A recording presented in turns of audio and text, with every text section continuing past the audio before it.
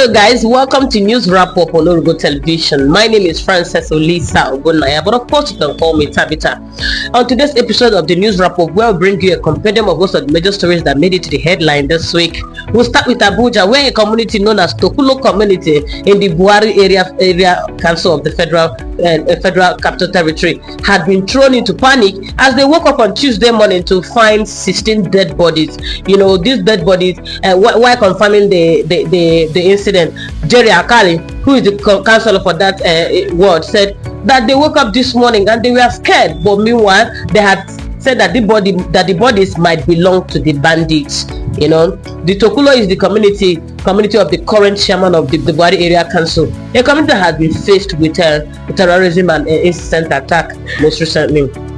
From Abuja, we're going straight to Anambra State, where the INEC has announced November 8, 2025 as the date for the Anambra State gubernatorial elections. According to INEC has said that political parties are expected to handle their primary between March and 10th April 2025. And from Anambra, we're heading to Abia State, where the senator representing the people of Abia North and the former governor of that state, Senator Orji Uzor Kalu, has cried out saying, 14 million naira is too small monthly.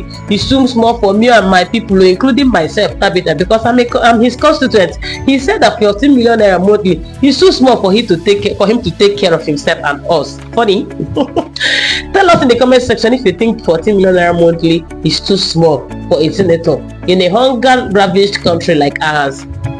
Talking about being ravaged, a young boy in Lagos State has been chased into death by the men of the Nigerian police force. According to reports, the young man, simply identified as Bamidele, was accosted by the group of the Nigerian policemen at Federal bus stop around Ikpaja, your boy Ikpaja. They had asked to see his phones and everything. He came down from the bike where he was, and they checked his body. Finding tattoo, they had assumed that he's a Yahoo boy. Of course, they started chasing him, cocking their guns, and the boy started scampering for life, and he fell into a canal, ran into a canal where he met his death. And of course, the alleged policemen are nowhere to be found as we're speaking. Sad. Lagos, sad. And of course, we're talking about Lagos. Let's do a little bit of international. While we went international, we realized that a 4-month-old boy had drowned in a boat ferrying immigrants to France. You know, according to the authorities, the boat carrying about 65 persons sank and leaving casualties, but 52 persons were rescued. One of the casualties, a 4-month-old baby who was traveling alongside his parents and two of his siblings.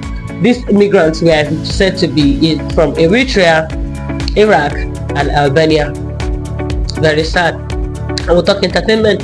At the entertainment level, the Actors Guild of Nigeria has suspended indefinitely the Ibirakogi state-born actress Halimavs Abubakar for what they call defamation of her colleagues and other patrons in quotes.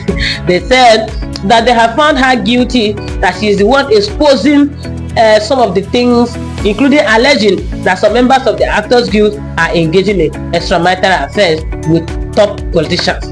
For that, they said she's been suspended indefinitely until when they will decide when the full weight of the law of the guild will fall upon her.